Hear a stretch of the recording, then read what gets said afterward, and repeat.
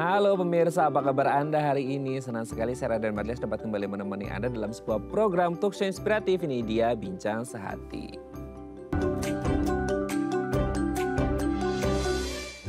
Ya pemirsa, salah satu penyakit yang paling ditakuti di seluruh dunia, mungkin Anda pernah dengar ya, penyakit jantung dan lain sebagainya gitu ya, diabetes. Nah, salah satu yang menjadi kekhawatiran banyak orang adalah stroke.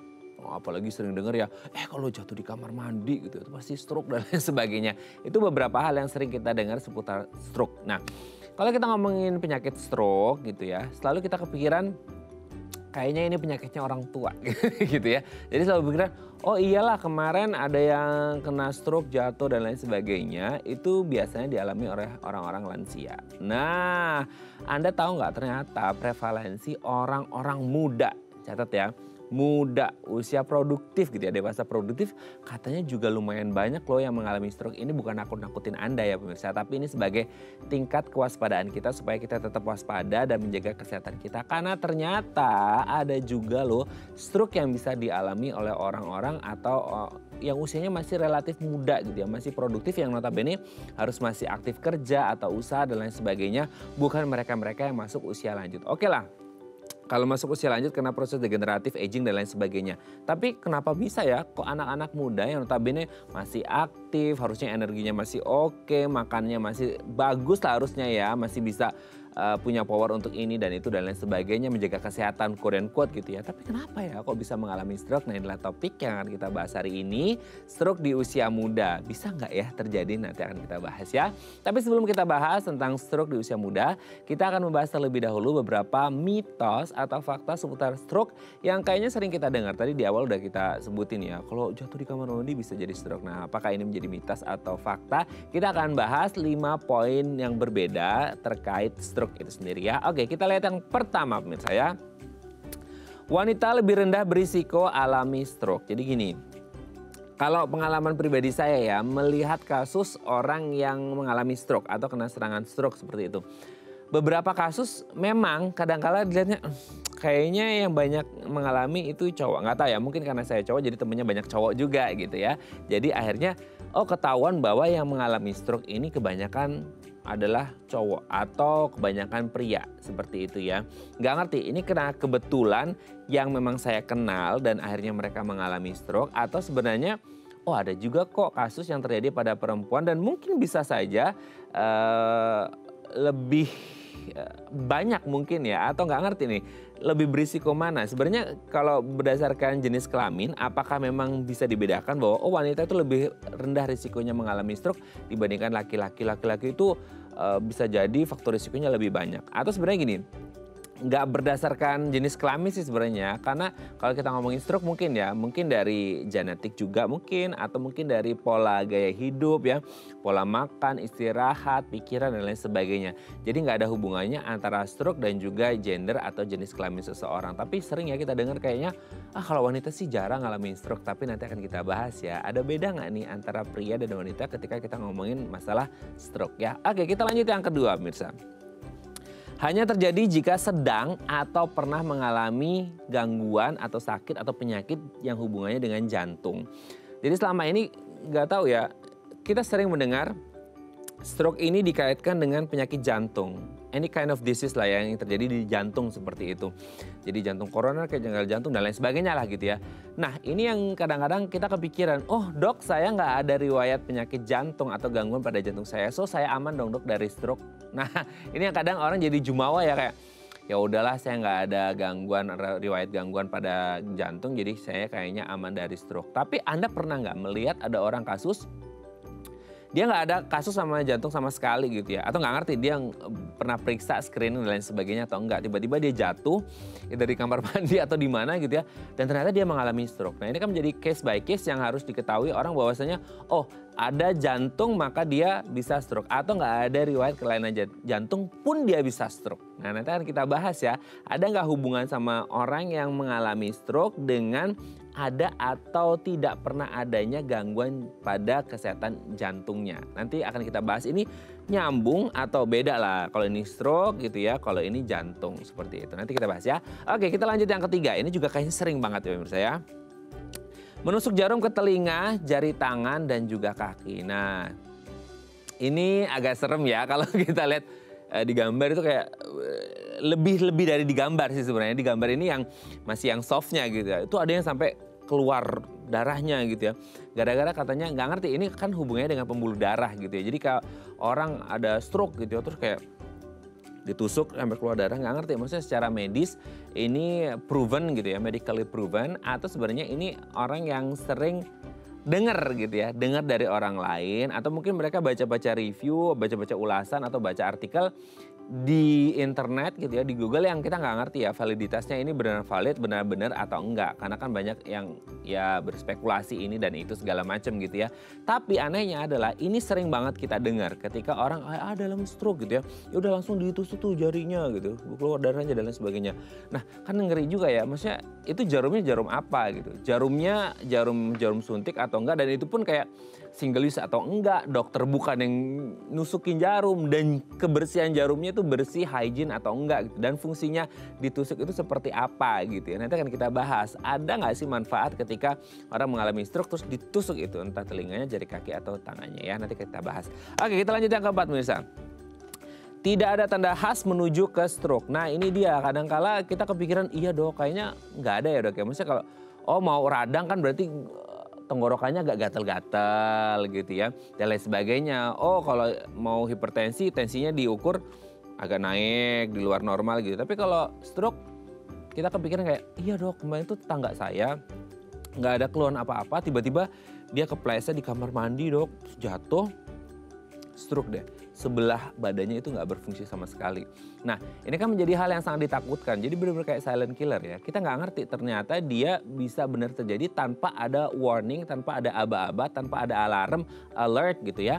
Yang akhirnya ngasih tahu nih sama si orang tersebut, hati-hati ini kayaknya gejala menuju stroke seperti itu. Nah kalau kita ngomongin stroke, apakah memang ada yang ini alarm dari tubuh nih dok ya, ternyata kayak gini kita bisa berujung pada stroke. Nah nanti akan kita bahas ya, memang benar nggak sih tubuh kita tuh bisa merespon dan ngerti bahwa ini menuju ke stroke. Nanti akan kita bahas ya. Oke, kita lihat yang terakhir pemirsa. Nah ini dia, ini urusannya dengan tema kita hari ini.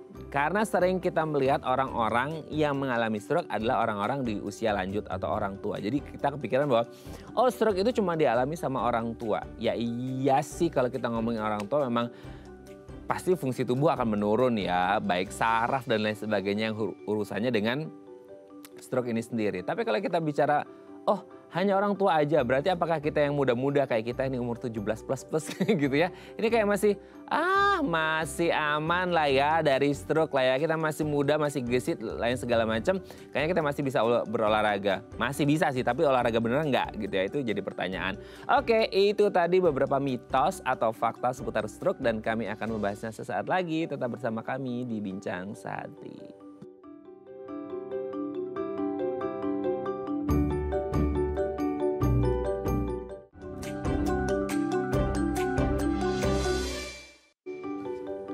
Oke, baik. Anda masih bersama kami di Bincang Sehati. Tadi lagi seru ngobrol ya sama Dr. Agus. Nah, hari ini kita akan membahas seputar stroke di usia muda. Tapi sebelum bahas itu, kita akan bahas terlebih dahulu mitos atau fakta seputar stroke. Nah, tadi kalau udah dengar tipis-tipis suaranya ya, telah hadir bersama kami di studio Bincang Sehati. Ada Dr. Agus Suryadi Wijaya SPN, dokter spesialis neurologi dari Rumah Sakit Mitra Keluarga Kemayoran. Selamat datang kembali Dr. Agus, apa kabar dok? Baik. Sehat ya dok ya? Sehat, Oke. Dok, hari ini kita akan bahas seputar stroke di usia muda.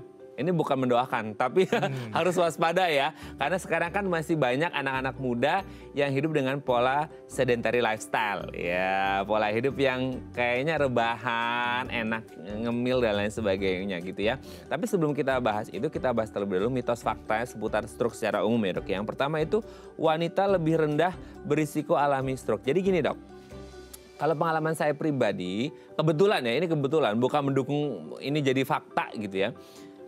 Beberapa yang saya lihat kasusnya itu kebetulan yang mengalami stroke itu pria gitu ya. Karena mungkin ya ruang lingkup saya sebagai pria ya ketemu pria juga gitu ya, seperti itu. Tapi kalau ya wanita mungkin lebih bestian sama wanita, jadi mereka lebih paham gitu. Nah sebenarnya kalau kita ngomongin stroke itu memang lebih banyak terjadi pada pria kah sehingga wanita lebih rendah risikonya atau gimana? Nah Ini sebetulnya bisa kita katakan sebagai sebuah fakta ya. Oh. Tapi memang secara prevalensi perbedaan wanita dan pria yang terkena stroke itu memang nggak signifikan, nggak jauh. Paling hanya sekitar 5-10% aja perbedaannya gitu loh, nggak sampai yang jauh banget. Ya memang sih laki-laki itu dia lebih cenderung untuk terkena stroke atau masalah pembuluh darah gitu ya. Karena secara kebiasaan juga laki-laki cenderung lebih banyak yang merokok, ya kemudian konsumsi alkohol gitu ya, kemudian juga kurangnya aktivitas gitu ya. Mungkin ya kalau perempuan, ibu-ibu kan rumah tangga, ngurus anak itu lebih aktif sana sini. Iya. Kadang-kadang kalau laki-lakinya pas yang nggak gitu kerjaannya nggak gitu warawiri ya aktivitasnya berkurang gitu, mungkin jarang olahraga. Nah dari faktor kebiasaan-kebiasaan itu yang membuat laki-laki agak sedikit lebih banyak yang terkena stroke gitu. Tapi secara angka sih dia nggak beda jauh.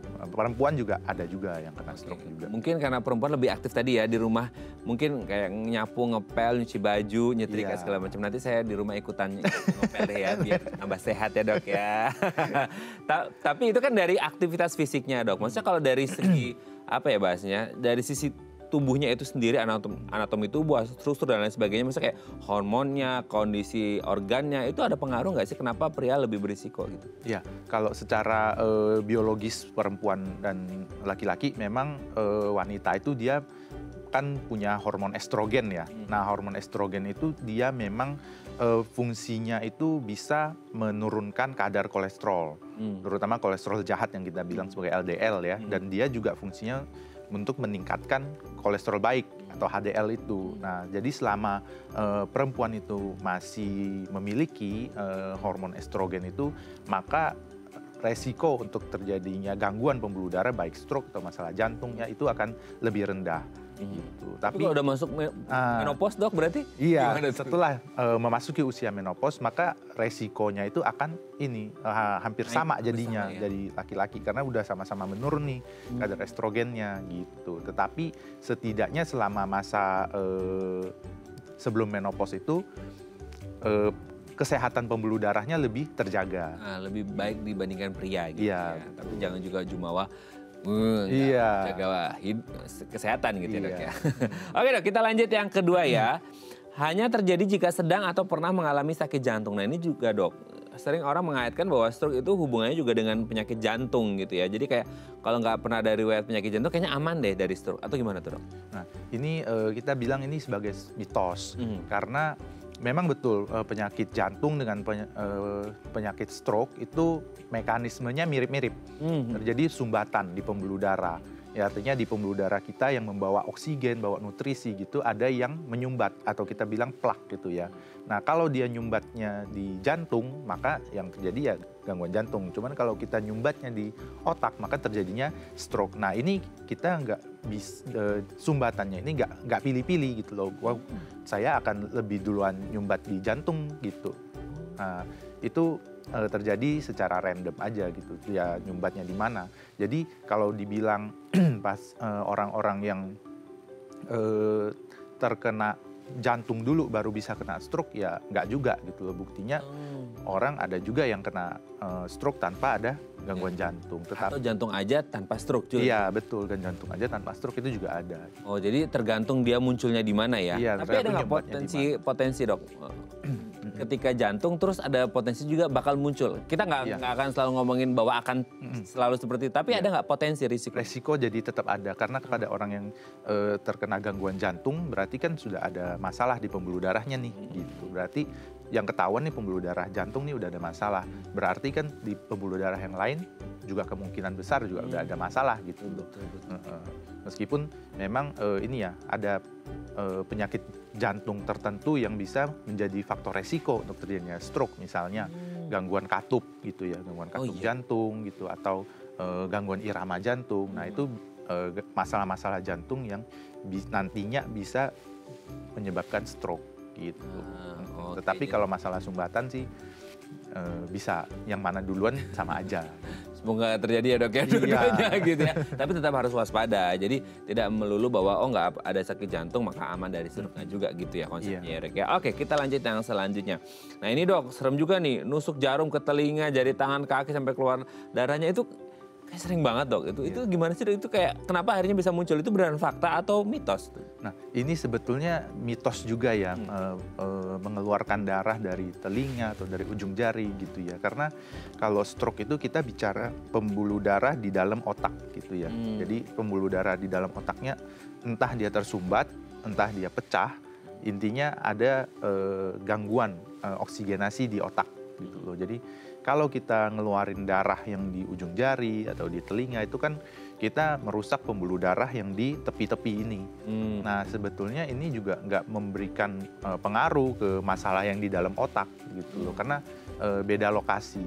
Jadi mungkin ya orang mikirnya dengan mengeluarkan darah gitu ya, maka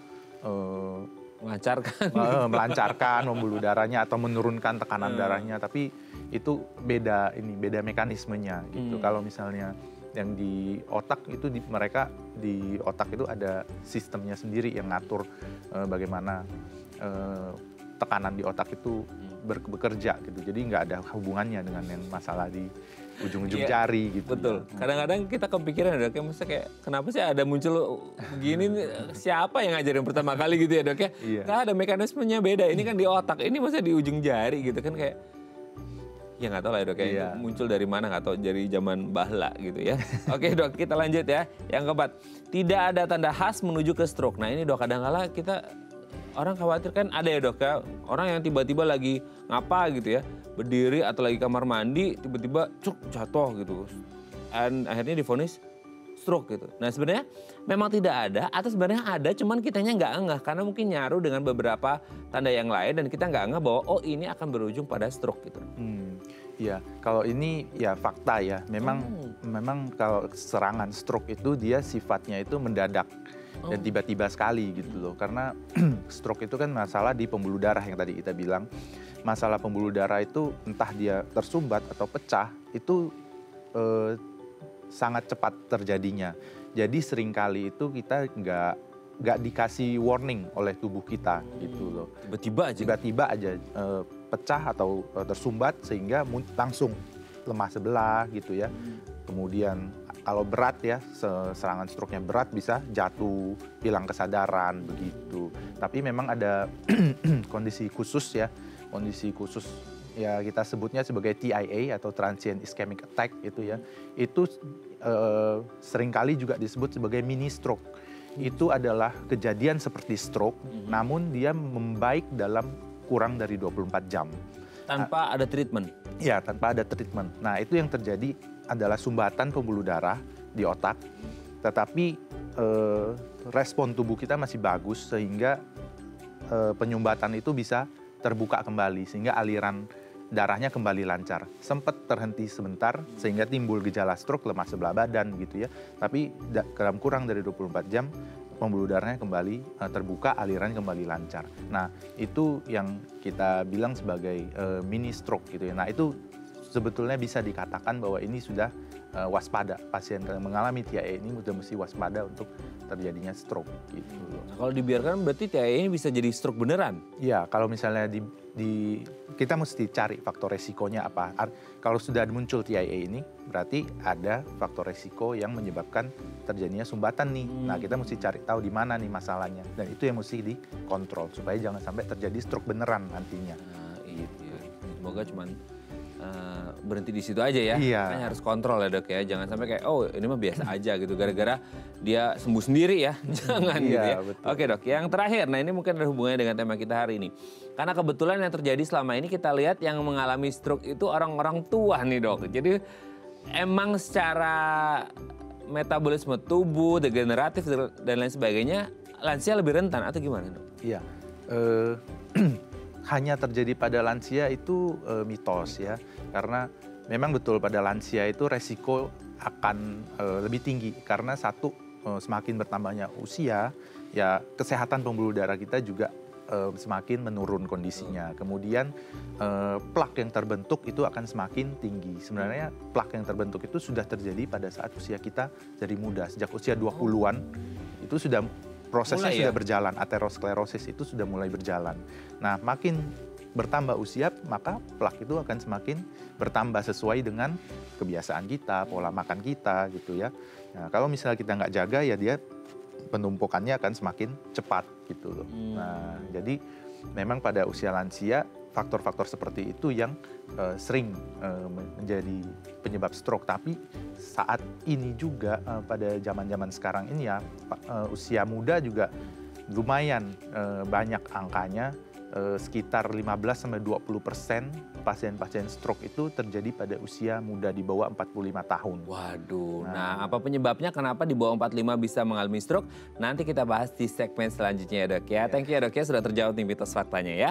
Oke pemirsa, kalau Anda punya pertanyaan seputar tema kita hari ini boleh ya tanya-tanya di 021 290 32644 atau DM Instagram kami di @theifamily. Kami akan kembali saat lagi.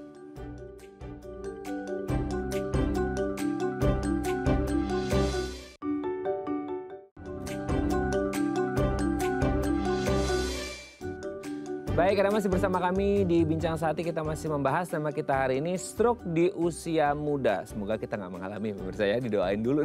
Gitu ya. Nah, kalau Anda punya pertanyaan seputar tema kita hari ini, boleh tanya-tanya di 021 290 32644 atau DM Instagram kami di @theifamily. Kita masih bersama dengan Dr. Agus Suryadi Wijaya SPN, dokter spesialis neurologi dari Rumah Sakit Mitra Keluarga Kemayoran. Oke dok, dibahas sedikit lagi dok, secara umum dulu, stroke. Tadi kan udah kita bahas mitos faktanya. Sekarang stroke-nya itu sendiri kondisi yang seperti apa? Mungkin kita tahunya kayak pecahnya pembuluh darah gitu ya. Kalau tadi kan kalau di jantung jadi penyakit jantung, kalau di otak jadi penyakit stroke ini sendiri. Tapi kenapa akhirnya disebut stroke dan kondisi seperti apa yang akhirnya membuat orang divonis bahwa oh ini stroke gitu dok? Oke, stroke itu sendiri diartikan sebagai suatu gangguan oksigenasi di otak akibat masalah di pembuluh darah yang berlangsung lebih dari 24 jam dan menimbulkan tanda dan gejala yang khas gitu ya.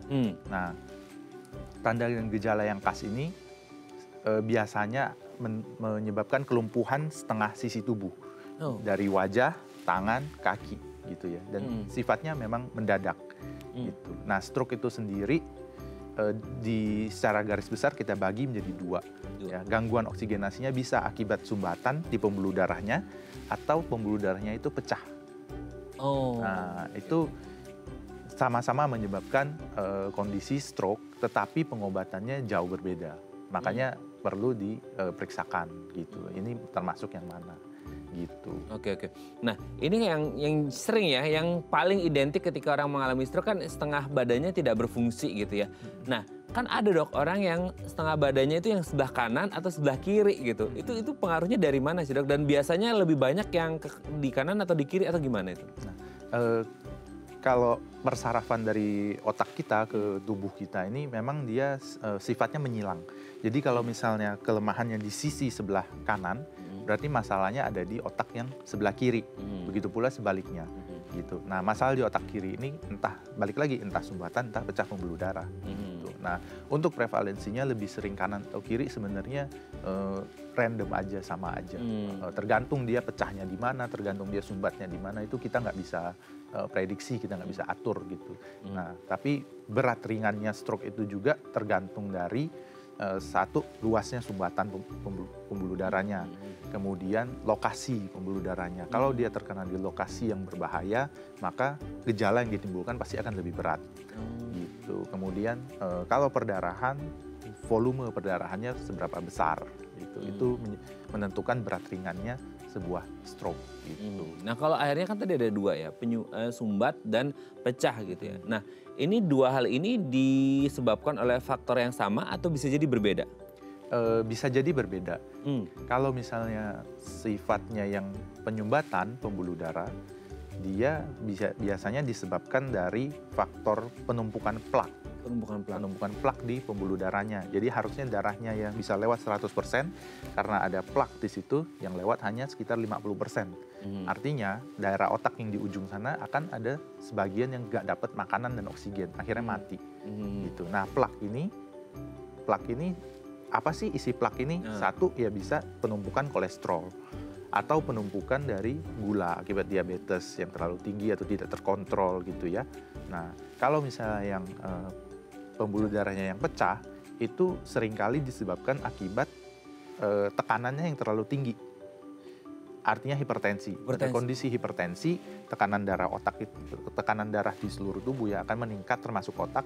Nah, akhirnya ibaratnya selang air ya, kalau misalnya airnya kita kencengin, ya jadinya ada yang bocor gitu selangnya. Nah, di situ akhirnya menyebabkan pecah pembuluh darah di situ. Oke. Nah, kalau kita ngomongin stroke di usia muda nih, Dok. Ini biasanya yang terjadi apa? Kan tadi kan kalau ngomongin plak, ini nabung, nabung yang jelek gitu ya, dari usia muda yang berakhir pada usia tua dia mengalami stroke. Nah, kalau masih muda, emang dia nabungnya dari anak-anak, mungkin ya, mungkin makanannya nggak sehat dan lain sebagainya. Tapi kalau kita ngomongin stroke di usia muda, ini biasanya kalau dari jenisnya sendiri, mana yang lebih banyak biasanya terjadi? Apakah karena sumbatan atau pecah pembuluh darah? Oke, nah stroke pada usia muda itu pertama kita balik lagi ke faktor resikonya. Faktor resikonya seperti penyakit penyakit yang mendasari yaitu kolesterol, diabetes, hipertensi. Nah, ada nggak dari pasien tersebut yang misalnya dari sejak mungkin usia remaja atau dewasa muda pola makannya sudah jelek gitu ya, artinya konsumsi makanan yang nggak bagus yang bisa menumbuhkan plak itu. Kalau dia kebiasaannya begitu, maka resiko untuk terjadi masalah-masalah ini akan semakin meningkat sehingga meningkatkan resiko stroke. Artinya kesehatan pembuluh darahnya terganggu. Nah, tapi pada faktor usia muda juga di samping gaya hidup, faktor genetik juga mempengaruhi. Di antaranya ada kelainan-kelainan yang memang terjadi bawaan dari lahir, misalnya gangguan pembentukan pembuluh darah. Itu ya, artinya ada malformasi dari pembuluh darah di otaknya sehingga di situ rentan untuk terjadi adanya perdarahan ya, atau terjadi tersumbat pembuluh darahnya. Nah, kemudian sekarang juga kita lihat sudah cukup banyak ya kasus-kasus penyakit autoimun gitu. Ya, nah, autoimun itu juga bisa ada, autoimun kan banyak jenisnya ya. Ada jenis autoimun yang mempengaruhi kekentalan darah. Artinya darahnya dia jadi cenderung kental.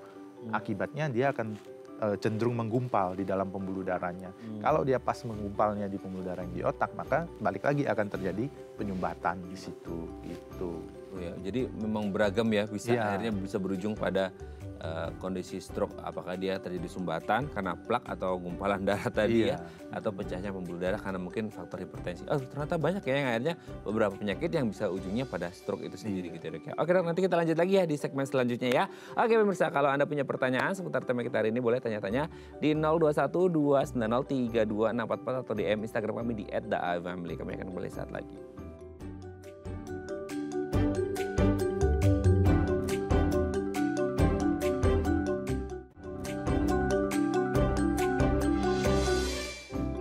Baik, Anda masih bersama kami di Bincang Saat ini. Kita masih membahas tema kita hari ini, stroke di usia muda. Kalau Anda punya pertanyaan seputar tema kita hari ini, boleh tanya-tanya di 0212903244 atau DM Instagram kami di @daafamily. Kita masih bersama dengan Dr. Agus Suryadi Wijaya SPN, dokter spesialis neurologi dari Rumah Sakit Mitra Keluarga Kemayoran. Oke, Dok, kita lanjut lagi.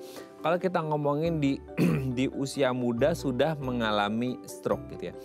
Sebenarnya dengan beberapa kondisi ya tadi ya, faktor risiko entah karena genetik dan pola gaya hidup lah dan lain sebagainya.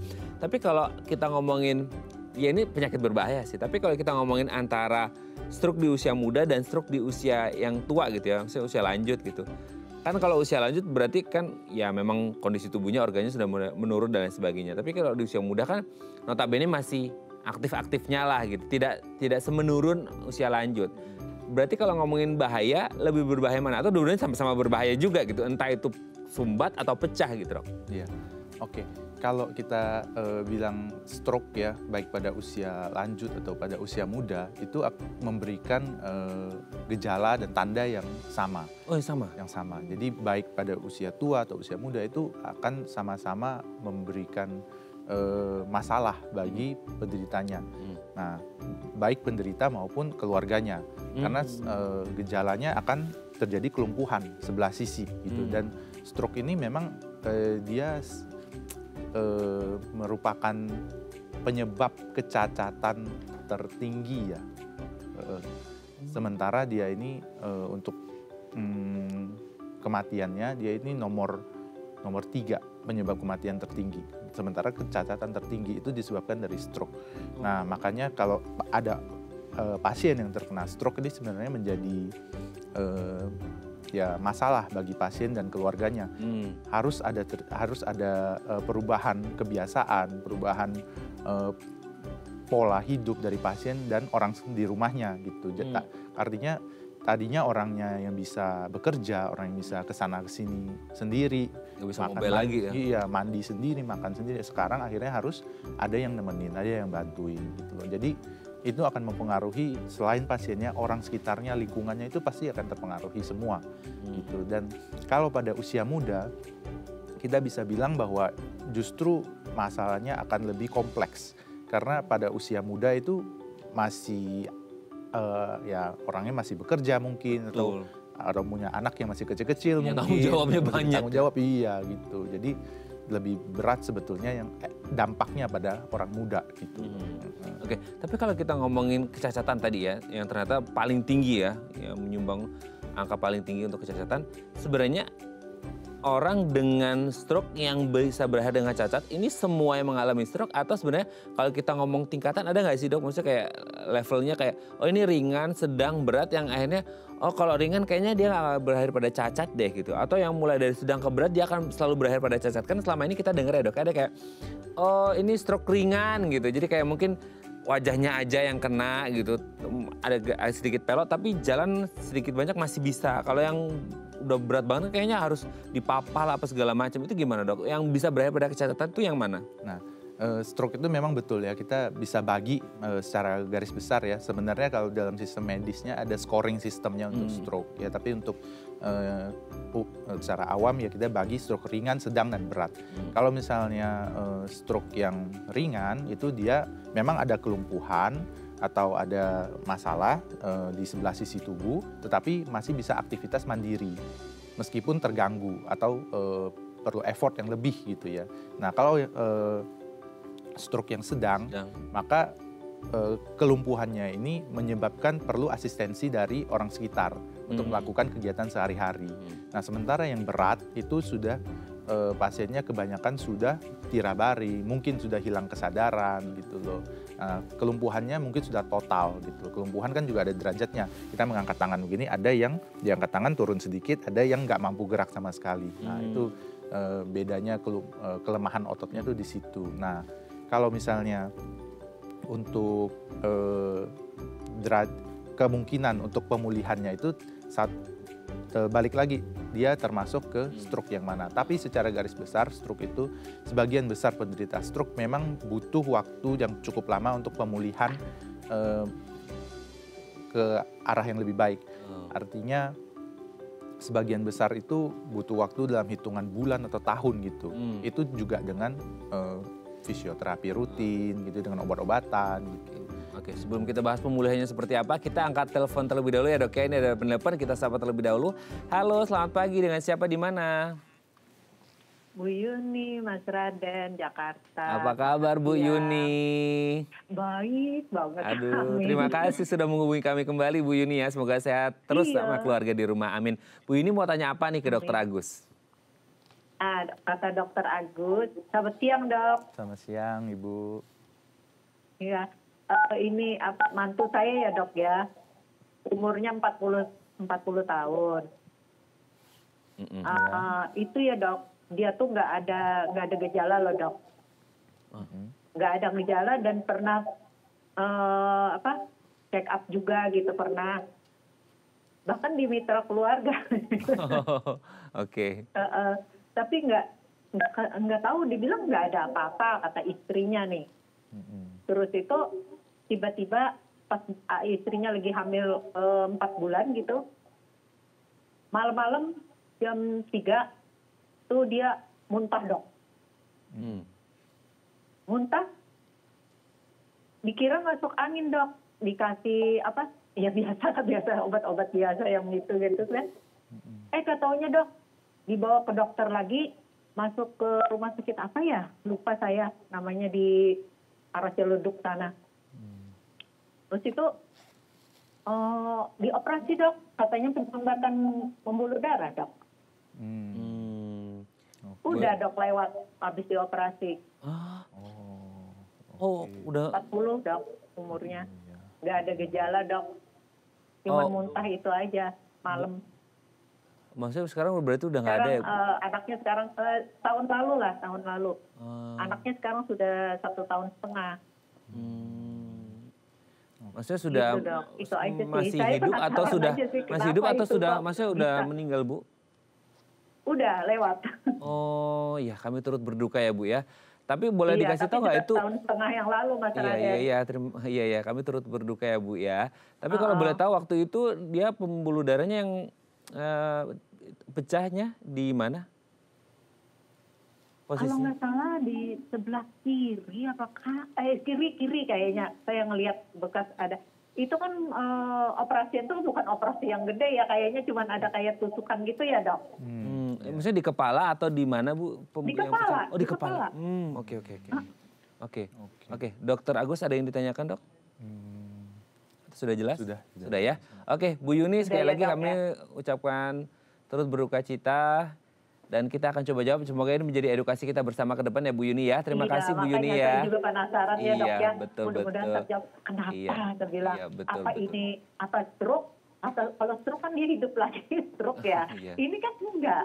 Langsung gitu, apa karena dioperasi itu ya dok. Saya juga bingung. Sampai sekarang saya masih agak kepikiran gitu. Mau nanya terus. Tapi aku mana nanya, pas ada di Diet TV saya coba aja nanya deh. Tapi sebelum saya hilang. Bu Yuni, mohon maaf sebelumnya, tapi mantunya ini dulu pernah ada riwayat penyakit apa atau nggak pernah sama sekali? Nggak ada. Nggak ada Bu Yuni. Oke. Baik. Nggak ada. Oke. Kerja biasa kayak boleh. Kayak biasa lah, pulang sore gitu, pulang malam gitu. Dokter Agus ada yang ditanyakan ini Bu Yuni satu. Ibu, maaf mau tanya, ini tadi dibilangnya stroke-nya yang sumbatan atau pembuluh darah ya? Yang pecah pembuluh darah ya? Katanya sih pembuluh darahnya. Katanya ya waktu itu saya juga nggak ngeliat sih itu berkas-berkasnya. Saya mau nanya, saya bilang sama anak saya, mana sih berkasnya, melihat dong. Katanya iya nanti sampai sekarang karena orang itu udah nggak ada juga ya. Jadi saya tuh udahlah nggak usah nanya lagi lah kayak gitu jadinya. Oke, jadi nggak tahu pecah atau tersumbat gitu ya. Oke, terima kasih Bu Yuni, kita akan coba jawab. Terima kasih ya Bu Yuni, sehat terus ya, salam untuk keluarga dan anak dan cucunya juga ya. Semoga sehat terus semuanya, amin. Terima kasih. Ya, selamat pagi. Oke, Dokter Agus. Ya, sebelumnya kita ucapkan berduka ya untuk Bu Yuni dan keluarga. Gimana nih? Iya, oke. Ini memang betul ya, kalau misalnya serangan stroke itu memang sifatnya mendadak dan tidak ada. Meskipun udah ada screening sebelumnya, benar-benar nggak ketahuan gitu ya. Nah, iya. Nah, ini kita pertama kita belum tahu ini stroke-nya akibat sumbatan pembuluh darah atau dia pecah pembuluh darah gitu ya. Kalau misalnya akibat dari pecah pembuluh darah, balik lagi dia sebagian besar kasusnya itu akibat tekanannya yang terlalu tinggi akhirnya pecah. Nah, tekanannya tinggi ini kita satu kemungkinan dari riwayat hipertensi bisa. Cuman kalau dari cerita ibu sepertinya kan nggak ada mengarah ke sana. Ya, tapi selain dari itu juga faktor-faktor yang menyebabkan tekanan darahnya tinggi itu dari faktor aktivitas ya, mungkin aktivitas berat atau kurang tidur atau kelelahan atau stres, emosi itu kan juga bisa meningkatkan tekanan darah gitu ya. Nah, kita mungkin bisa jadi dari situ akhirnya menyebabkan pecah pembuluh darahnya gitu. Itu asumsi kalau misalnya yang terjadi ini pecah pembuluh darah. Kalau yang sifatnya yang tersumbat pembuluh darah, biasanya kalau misalnya tersumbat pembuluh darah rata-rata tidak memerlukan tindakan operatif kecuali sumbatannya itu besar. Akhirnya perlu dilakukan operasi supaya otaknya ini tidak tertekan oleh tulang tengkorak kita. Nah, tetapi kalau misalnya dia sumbatannya besar ini biasanya diakibatkan dari masalah penumpukan plak di pembuluh darah yang besar gitu. Yang kedua bisa juga akibat dari masalah jantung gitu. Nah, kita kita juga belum bisa tahu apakah Bapak almarhum punya riwayat mungkin gangguan irama jantung atau gangguan katup jantung gitu, karena itu faktor-faktor yang bisa menyebabkan terjadinya gumpalan darah yang nyasar ke otak, akhirnya nyumbat di situ dan terjadi stroke di situ gitu loh. Oke. Tapi gini dok, ini yang jadi pertanyaan dan worry-nya banyak orang ya. Tadi kan Bu Yuni cerita bahwa sebelumnya tuh sudah pernah di check up dan kayak biasa aja nggak ada keluhan apa-apa. Jadi baik sumbatan maupun pecah pembuluh darah yang bisa berujung pada stroke itu benar-benar nggak bisa dideteksi banget ya. Maksudnya benar-benar yang akut banget dan muncul begitu aja gitu. Iya, dia memang sifatnya terjadinya mendadak dan langsung berat gitu gejalanya gitu loh. Nah dengan pemeriksaan faktor resiko ya memang sih kita mengupayakan untuk meminimalisir terjadinya resiko dengan pemeriksaan faktor itu gitu. Kalau misalnya ketemu ya udah kita kontrol dengan harapan supaya resiko untuk terjadi stroke-nya itu jadi menurun gitu. Setidaknya kita sudah ikhtiar ya dok ya untuk menjaga mulai dari makannya sehat, pola tidur, stres manajemen, bijak kelola stres dan lain sebagainya. Itu juga menjadi penting ya dok ya. Oke, semoga ini bisa menjawab pertanyaan Bu Yuni. Sekali lagi kami ucapkan turut berduka dan semoga sehat terus ya Bu Yuni dan keluarga di rumah, untuk anak dan juga cucunya. Pokoknya semuanya kita doakan tim Bincang Saati sehat terus gitu ya. Terima kasih. Oke, nanti kita lanjut lagi ya di segmen terakhir ya dok ya. Oke pemirsa, kami akan kembali saat lagi, tetap bersama kami di Bincang Saati.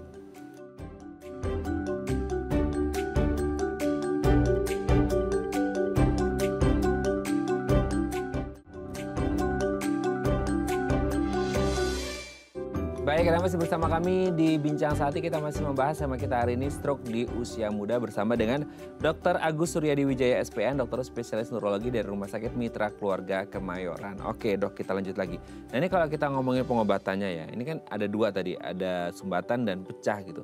Nah sebenarnya yang paling ditakutin orang kan sebenarnya tindakan operatif gitu ya. Meskipun ya mungkin ada satu kondisi yang mau nggak mau harus operasi gitu kan. Nah boleh diceritakan nggak sih dok, kondisi atau mungkin leveling, gradingnya ya, maksudnya mana yang harus operasi, mana yang tidak, mana yang boleh, mana yang oke aja gitu. Gimana tuh dok? Oke. Nah kalau misalnya kita bagi lagi ya, tadi sudah dibagi ya, stroke yang sumbatan, stroke yang pecah pembuluh darah ya. Kalau stroke yang pecah pembuluh darah, memang tidak semuanya perlu tindakan operatif gitu. Karena balik lagi kita lihat lagi, tergantung dari satu lokasi perdarahannya di mana. Kalau lokasi perdarahannya di area yang sulit dijangkau dari luar, kan kita operasi dari luar, maka tindakan operasi menjadi riskan. Kemudian yang kedua, jumlah perdarahannya. Kalau misalnya perdarahannya besar dan lokasinya di dekat dengan tengkorak ya, maka itu lebih menguntungkan kalau dilakukan tindakan operatif gitu, dibandingkan kalau misalnya perdarahannya kecil, lokasinya di dalam gitu. Kalau kita mau operasi itu kan tujuannya kita ngeluarin darahnya supaya penekanan di otaknya itu jadi berkurang. Nah untuk menjangkau darahnya itu kita kan mesti nembus jaringan otak yang sehat gitu. Kalau lokasinya di dalam, maka semakin banyak jaringan otak sehat yang kita rusak untuk menjangkau si darahnya itu gitu. Jadi memang ada kondisi-kondisi yang menentukan apakah ini perlu operasi, apakah ini tidak perlu operasi gitu. Kemudian kalau yang tipe sumbatan pembuluh darahnya, sebagian besar memang kasusnya tidak memerlukan tindakan operatif, yaitu kita dengan obat-obatan. Namun memang ada kondisi-kondisi khusus yang sumbatan pembuluh darah pun perlu dilakukan operasi, yaitu yang gimana?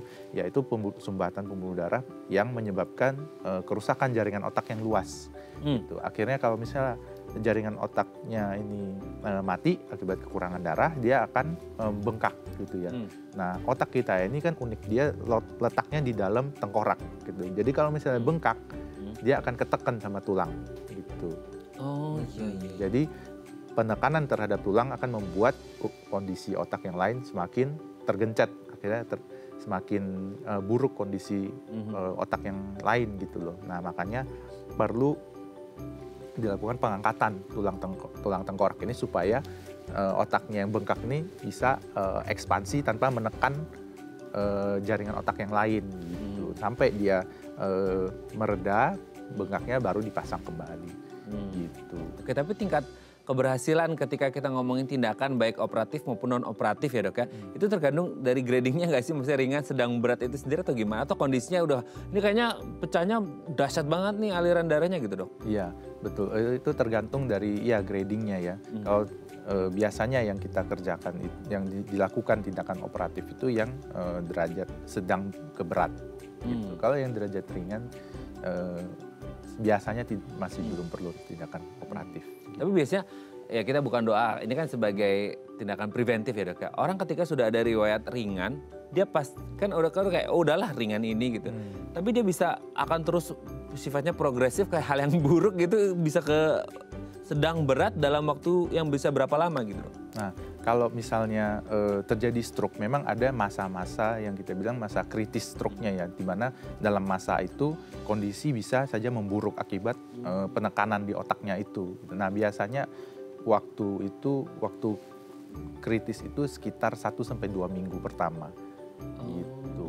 Jadi kalau misalnya sifatnya yang penyumbatan pembuluh darah biasanya butuh 1 minggu untuk kondisinya lebih stabil. Sementara yang tipe yang pecah pembuluh darah biasanya perlu waktu 2-3 minggu untuk kondisinya lebih stabil. Tapi ada nggak dok yang masih di usia muda ada pernah ringan terus udah berapa tahun nggak kambuh lagi, ke depannya bisa jadi di usia lanjut gitu? Iya, stroke itu memang bisa berulang gitu. Tapi bukan misalnya pada usia muda pernah terjadi stroke gitu ya. Nah, nanti pada usia tua terjadi stroke lagi, tapi bukan berarti proses ini yang berjalan. Beda lagi.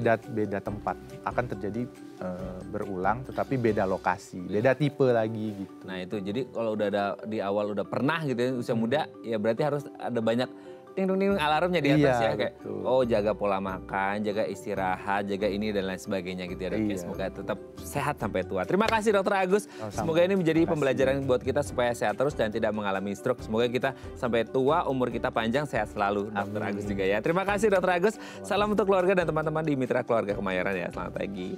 Oke pemirsa, itu tadi perbincangan kita dengan Dokter Agus. Semoga bermanfaat ya. Saya Rada Madlias pamit. Sampai jumpa dan selamat kembali beraktivitas di hari Selasa yang indah ini. Ingat jaga kesehatan Anda, jangan sampai stroke. Sampai jumpa.